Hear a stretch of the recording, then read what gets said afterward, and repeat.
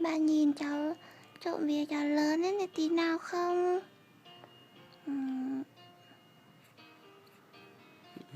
Nên bà đỡ nhớ cháu nha, bà đỡ nghiền nha. Cái chăm chú nhìn cái điện thoại. Con nhìn mẹ nhìn điện thoại đấy.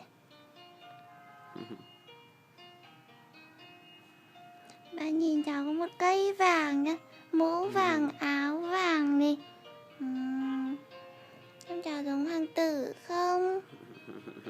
Lại nhìn, đi đâu lại nhìn. Mắt si từ chăm chú theo dõi cái điện thoại, tại sao nó cứ đưa trước mặt mình thế?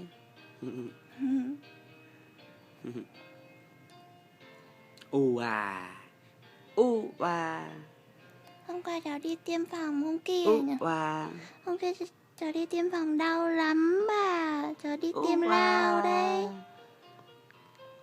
Chỗ đây nó bị sưng mù đây bà. Cháu đau